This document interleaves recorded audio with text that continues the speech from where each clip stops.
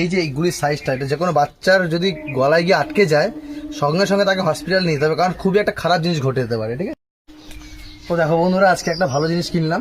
ঠিক আছে, সবাইকে দেখিয়ে দিই।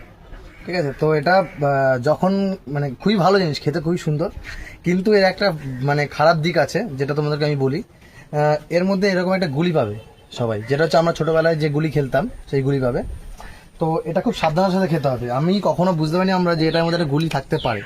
তো এটা আমি প্রথমে খুলে দেখাই সবাইকে। এই যে দেখুন, এইখানে একটা গুলি আছে, ভেতরে একটা গুলি আছে। ঠিক আছে, তো এই গুলিটা কি হবে, এটা টাইট করা।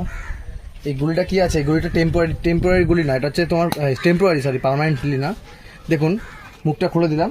এবার এটা হচ্ছে লাগানো আছে যাতে কি হয়েছে, যাতে আমি এটাকে খেতে পারি। এটা খুললে কি হবে, গুলিটা ভেতরে চলে গেল, দেখিয়ে দিই সবাইকে।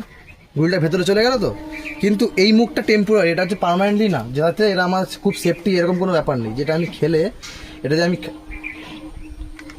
এরকম খেলে যে গুলিটা এখানে আটকে আসবে, কারণ এখানে এইটা দেওয়া রয়েছে, কারণটা হচ্ছে এটাই যে গুলিটা এখানে আটকাবে। কিন্তু এটা হচ্ছে যেহেতু পার্মানেন্টলি না, টেম্পোরারি, যার জন্য এটা যখন তখন খুলে যেতে পারে। এটা আমি সতর্ক করছি, যতটা যারা বাচ্চারা এসব এই ড্রিঙ্কটা মানে খাও তাদেরকে আমি বলবো। বেসিক্যালি এটা যে খুললাম, খোলার পর এটা রাখলাম, এটাকে আমি খাবো, কিন্তু মুখ দিয়ে খেতে গেলে এই যে গুলিটা তলায় যে রয়েছে গুলিটা, এই গুলিটা যখন তখন আমাদের গলায় গিয়ে আটকাতে পারে, বিশেষ করে বাচ্চাদের। তো আমি এটাকে পুরো খাবো, খাওয়ার পর আপনাদের আমি দেখাচ্ছি ব্যাপারটা। আমি এটা লাগিয়ে খাই, কারণ যখন তখন গলায় চলে যেতে পারে গুলিটা।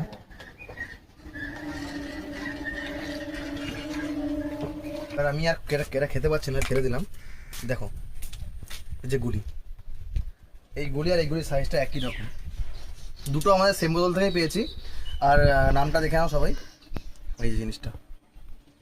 তো আমি সবাইকে একটা কথাই বলবো, যারা বা যে কোনো বাচ্চারা যদি এই জিনিসটা খেয়ে থাকো, তারা অবশ্যই এই মুখটা দেখে খাবে